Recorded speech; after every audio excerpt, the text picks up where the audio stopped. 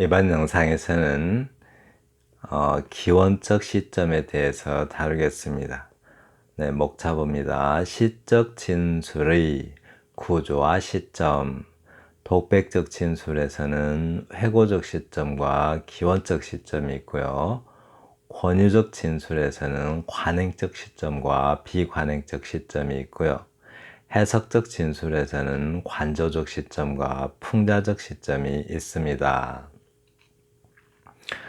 복습 들어갑니다. 시적 진술의 구조, 독백적 진술, 권유적 진술, 해석적 진술이 있고요. 시적 진술의 시점은 회고적 시점과 기원적 시점, 관행적 시점과 비관행적 시점, 관조적 시점과 풍자적 시점이 있습니다. 금방 했죠. 자, 시적 묘사의 시점, 즉 묘사에서 시점은 공간에 있지만, 볼 수 있는 거니까 공간에 있지만, 진술의 시점은 심리와 태도에 있다라고 합니다. 바로 이런 것들이 심리와 태도죠. 네. 그리고 묘사는 시각적이어서 보여줄 수 있는 것이지만, 진술은 각성 해명의 대상이 관념적이기 때문에 보여줄 수는 없고 들려줄 수 있는 것이다. 관념적이란 말이 뭐죠? 우리가 어떤 감각으로 이해할 수 있는 것이 아니라 생각으로 이해할 수 있는 것들을 관념적이라고 합니다. 네. 그리고 삶의 국면, 시적 정황이 구체적이지 않으면 익숙한 표현, 누구나 아는 시적 내용으로 채워지기 쉽고, 그러면 기시감이 든다라는 평가를 받을 수 있습니다. 항상 구체적인 걸 써야지, 구체적이지 않으면 이런 표현들이 많이 들어가게 됩니다. 네. 그리고 구체적 체험이 바탕이 되지 않는 진술은 장식적 수사가 많아질 수 있다. 네, 그렇죠. 구체적이지 않으면 자꾸 쉬운, 간단하게 할 수 있는 말들에 자꾸 필요 없는 말들이 들어갑니다. 그래서 산만하다라는 평가를 받을 수가 있겠죠. 체험을 바탕으로 한 구체적 사물은 상징성을 갖고, 상징성을 갖는 사물은 심리적 정서를 반영한다라고 합니다. 네, 들어갑니다. 잠깐만요.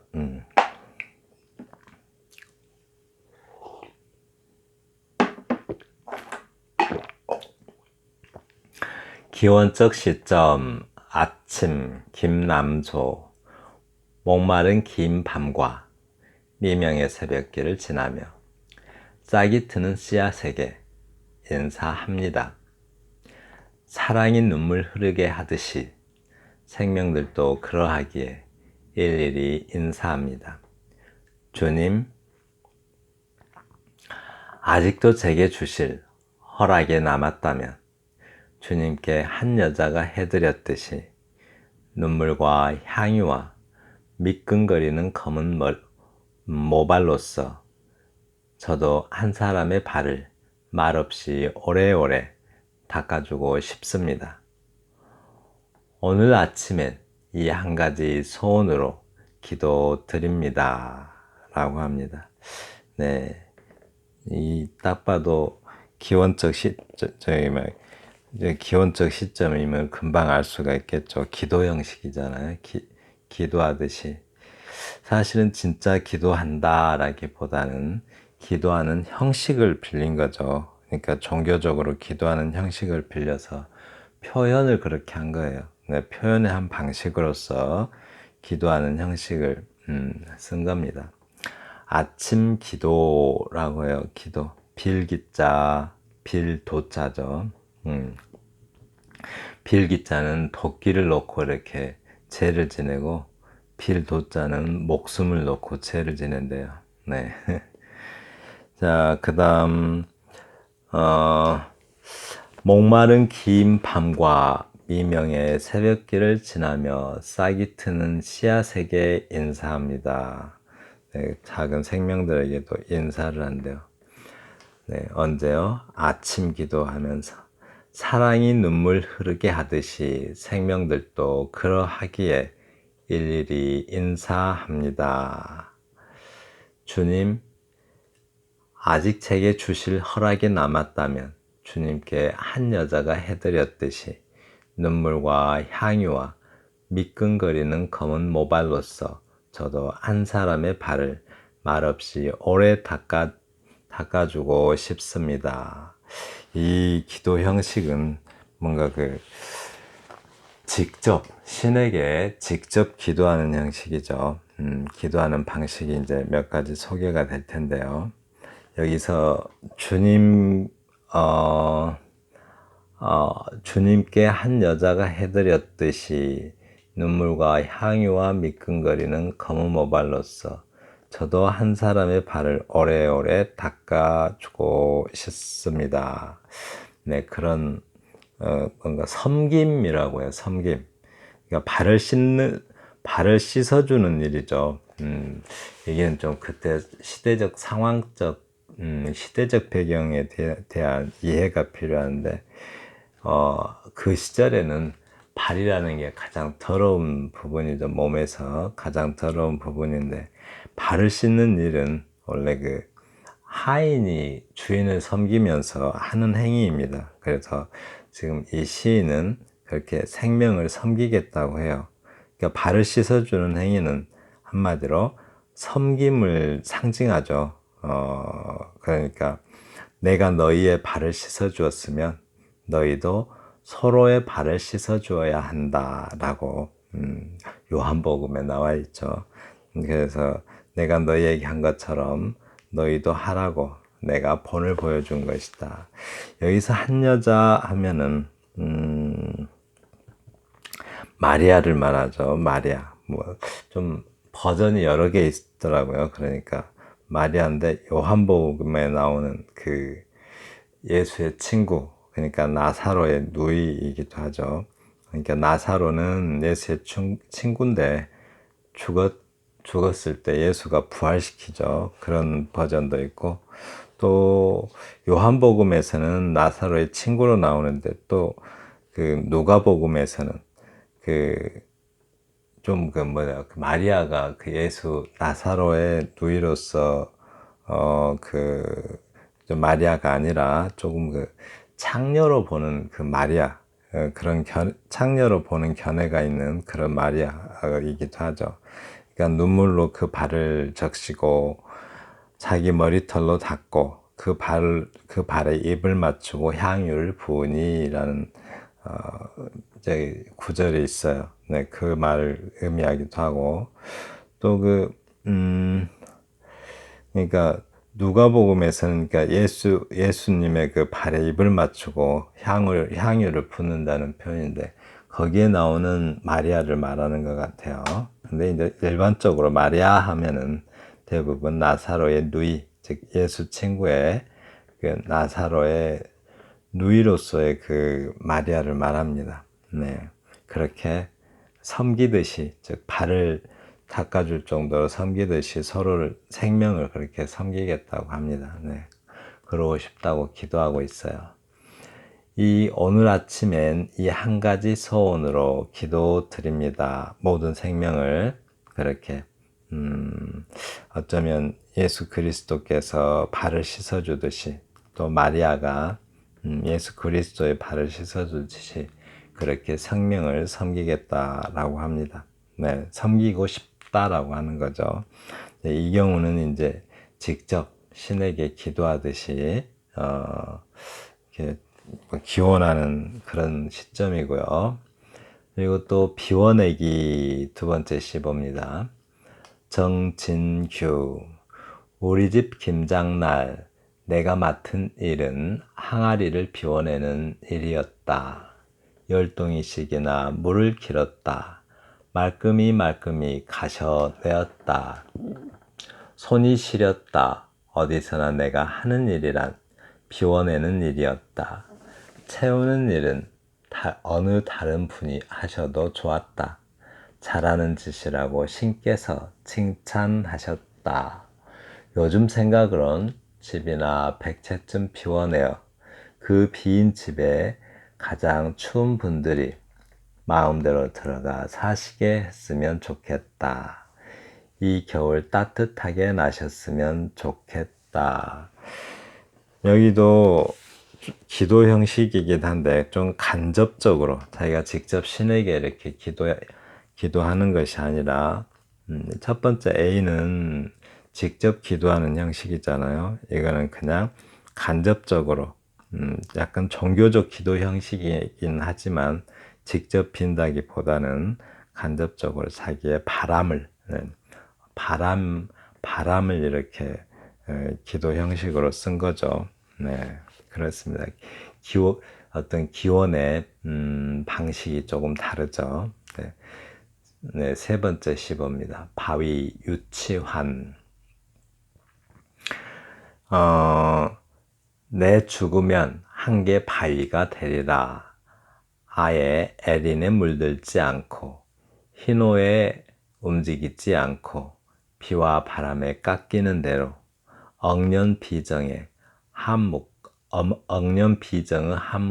안으로만 채찍질하여 드디어 생명도 망각하고 흐르는 구름 먼 원래 꿈꾸어도 노래하지 않고 두 쪽으로 깨뜨려져도 소리하지 않는 바위가 되리라.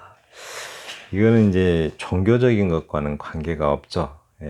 어떤 종교적으로 기도하는 어떤 형식이 아니고 그냥 순수하게 뭔가 자기가 바람에 대해서 적은 기원적 시점이죠. 그러니까 어떻게 기도를 한다는 것은 제3자인 신에게 비는 형식이죠. 그러니까 말하는 사람과 듣는 사람은 독백인데, 그저 말하는 사람과 듣는 사람은 듣는 사람도 화자고, 또 청자도 자신이고 화자도 자신인데 그 비는 대상은 신이죠. 근데 여기서는 그게 아니고 그냥 자기 의지로 이루고자 하는 어떤 순수한 바람을 적은 것이죠. 네, 종교적 기도처럼 신에게 비는 게 아니고 자기의 순수한 바람을 그냥 적는 그런 방식입니다. 네, 자기가 죽으면 한 개 바위가 되겠대요. 아예 에린에 물들지 않고, 에린 이웃사랑이죠. 흰호에 움직이지 않고 비와 바람에 깎이는 대로, 비와 바람에 깎이는 대로 억년비정의 한묵 말없음을 말하죠. 말없음에 침묵, 한묵에 안으로 채찍질하여 드디어 생명도 망각하고 흐르는 구름. 표현 참 좋죠. 먼 원래, 즉 멀리서 들리는 우레소리를 말하죠. 꿈꾸어도 노래하지 않고 두 쪽으로 깨뜨려져도 소리하지 않는 바위가 되리라. 침묵의 바위가 되고 싶다고 합니다. 네. 정리합니다. 독백은 자기 자신에게 하는 말이다. 화자도 청자도 자기 자신이다. 독백은 그렇죠. 근데 이제 기도 형식으로 이루어지는 독백은 종교적 기도 형식은 신 또는 부처님, 신에게 기도하는 거죠. 부처님이라는 제3자에게 진술하는 형태다. 말은 신에게 진술하는 형태인데 듣는 사람, 즉 말하는 사람도 화자도 자기 자신이죠. 그게 이제 독백적 진술의 특징이죠. 그러나 이는 종교적 형식을 차용한 독백일 뿐이다. 이 말 굉장히 중요한 것 같아요.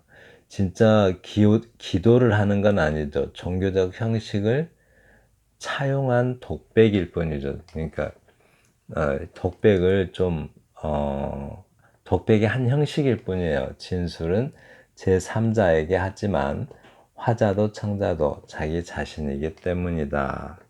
그러니까 독백의 시를 쓰기 위한 한 방식이죠. 회고적 독백은 반성에, 기원적 독백은 소망에 각각 그 초점이 맞춰져 있다. 네, 기도 형식은 뭐예요? 기원적 시점, 즉 기도 형식은 독백을 하기 위한 하나의 방식이라는 거죠. 형식. 네. 다음 작품 하나 보겠습니다. 아래 시가 모호하고 감동이 없는 이유는, 이 문제 굉장히 심각하죠. 이렇게 아래 시가 모호한 이유가 뭐냐고 하고 있죠. 우리 좀 전에 복습에서 보이는 그 내용들이 다 여기 드러납니다. 이렇게. 왜 모호한가? 왜 또 감동이 없는가? 모호하고 감동이 없으면 분명히 뭐가 문제점이 있으니까 그러겠죠. 네. 새벽을 위한 기도 땡땡땡. 검게 타다 남은 하늘이 아직도 겨울 속에 잠들어 있다. 바람은 싹을 매달고 고요는 이른봄 위대한 작업을 위하여 저토록 짙어지는 것일까? 꽃은 왜 피지 않는가?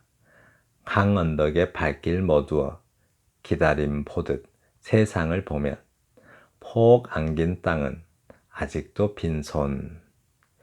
걸음을 멈춘 그늘엔 떨리는 기도가 있다. 꽃을 피워주소서, 꽃을 피게 하소서라고 합니다. 다시 한번 읽을게요. 이거 좀 잘 생각해야 될 것 같아요.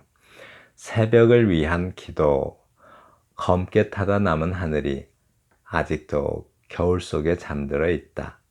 바람은 싹을 매달고 고요는 이른봄 위대한 작업을 위하여 저토록 짙어가는 것일까? 꽃은 왜 피지 않는가? 강 언덕에 발길 머두어 기다림을 보듯 세상을 보면 폭 안긴 땅은 아직도 빈손. 걸음을 멈춘 그늘엔 떨리는 기도가 있다. 꽃을 피워주소서, 꽃을 피게 하소서. 전에 병치라는 말을 한번 배우신 기억이 있죠? 병치. 제가 영어로 써드린 적이 있죠. collocation이라고. 네, 이렇게 병치. 이 단어들을 보면, 뭐라 그럴까요? 이렇게 맥락에 맞게 단어 배열을 해야 되는데, 예를 들어서 겨울 속에 잠들어 있다 뭐 이렇게 써야 되는데 서로 이렇게 안 맞는 수가 있어요. 맞지 않게 쓰는 수가 있어요. 이렇게 그런 경우는 이제 collocation이 어울리지 않는다라고 하는데 적확한 표현이 아니다라고 하죠. 그렇게 되면 네, 시가 모호해지고 감동이 없게 됩니다. 한번 볼까요? 검게 타다 남은 하늘이 아직도 겨울 속에 잠들어 있다. 이 부분은 문제가 없죠. 이렇게 겨울 속에 잠들어 있다. 별 문제가 없어요. 그런데 검게 타다 남은 하늘이, 이게 지금 새벽 하늘인데 검게 타다 남은 하늘.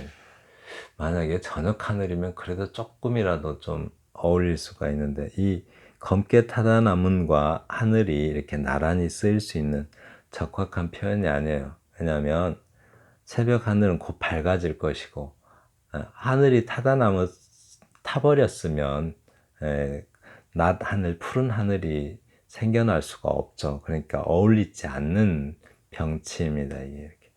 그래서 검게 타다 남은이란 말을 쓰려면 오히려 어둠이 검게 타다 남았다 이렇게 하면은 이제 어둠이 사라질 거니까, 또는 지워지다 남은, 어둠이 지워지다 남았다 이러면 어둠이 이제 지워질 거잖아요. 낮이 되면. 그러니까 지워지다 남은 어둠, 이것도 어울리는 말이죠. 그런데 검게 타다 남은 하늘, 새벽 하늘에 대한 표현인데 한마디로 수식이 잘못되었다라고 말할 수가 있습니다. 그렇죠. 하늘은 낮이 되면 멀쩡해질 텐데 타다 남았다라고 표현하면 안 맞죠. 이렇게 타다 남은 것은 새벽에는 타다 남은 것이 뭐예요? 새벽에는 타다 남은 것이 어둠이겠죠. 만약에 해질녘이면 뭐 다 낮에 태워지고 하늘이 조금 어울릴 수 있죠. 곧 밤이 될 테니까.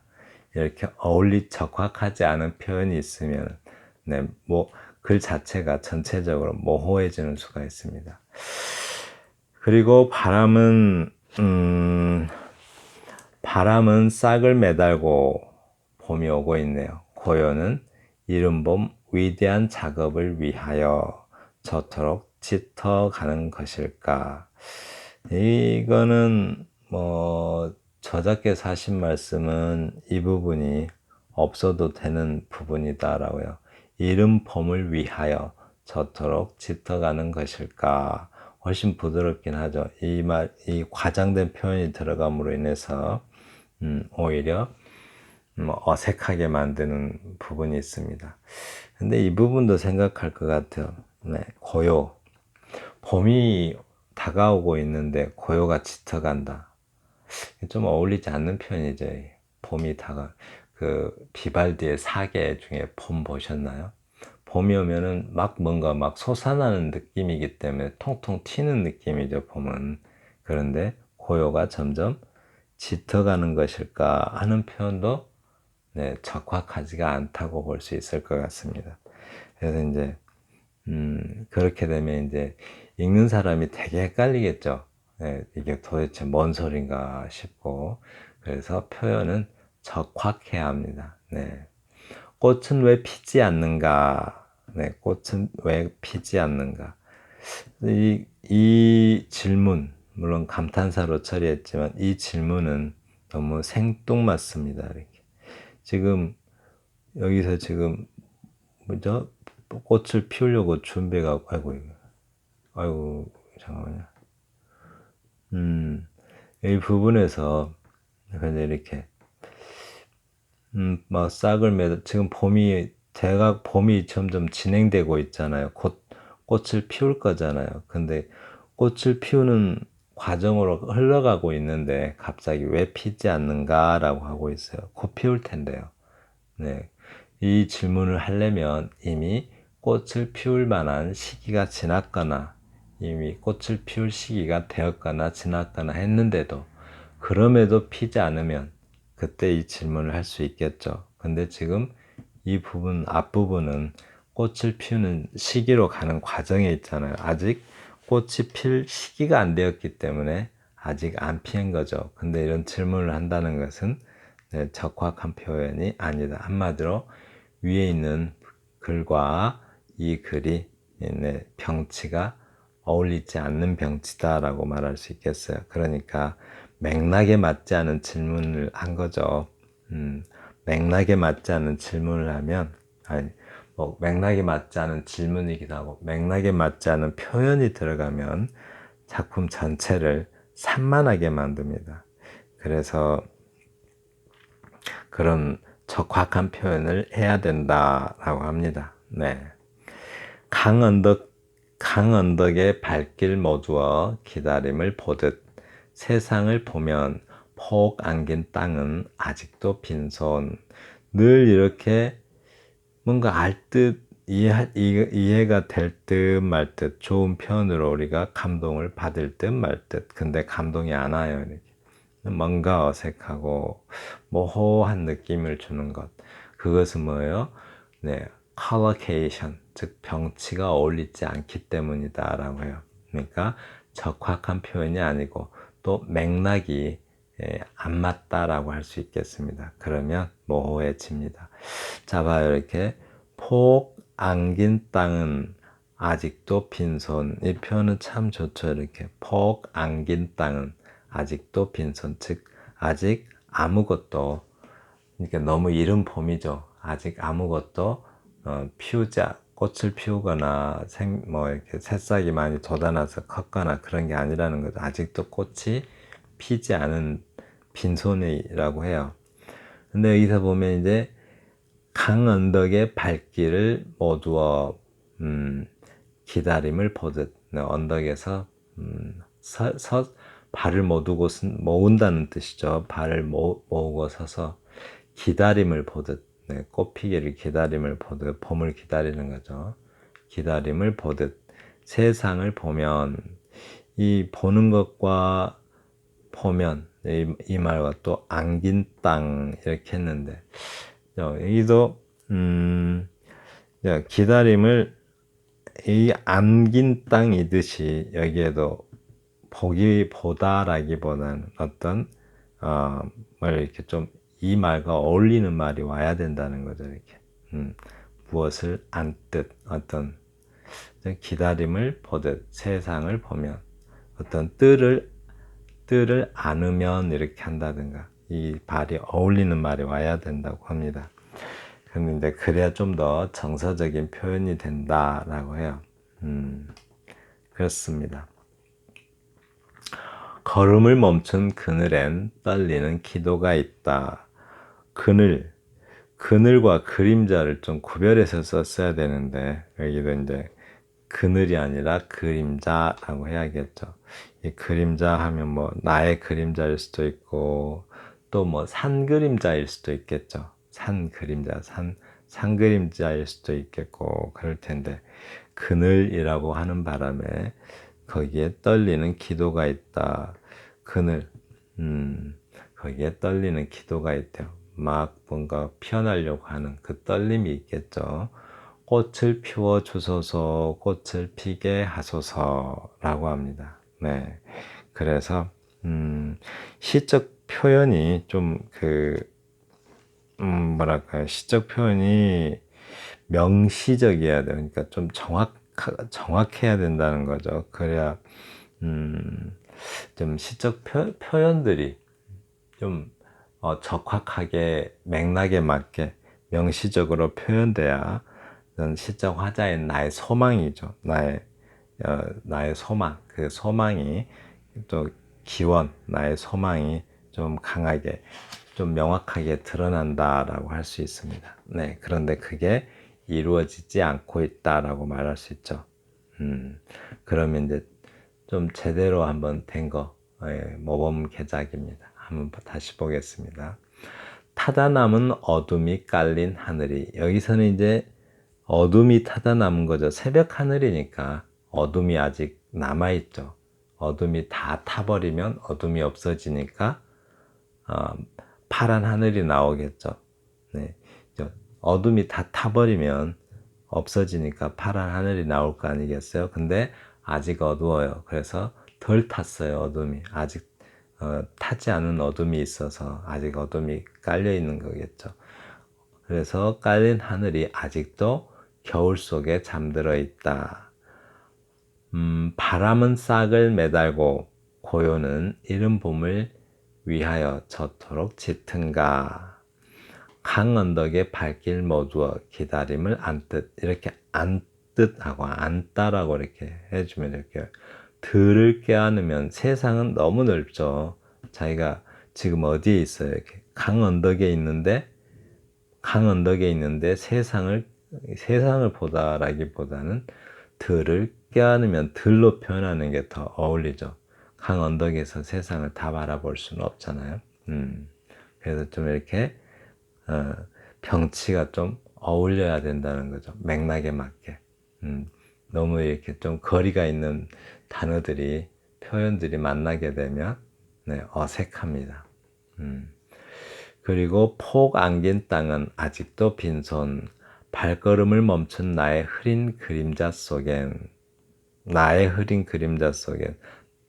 떨리는 나의 기도가 있다.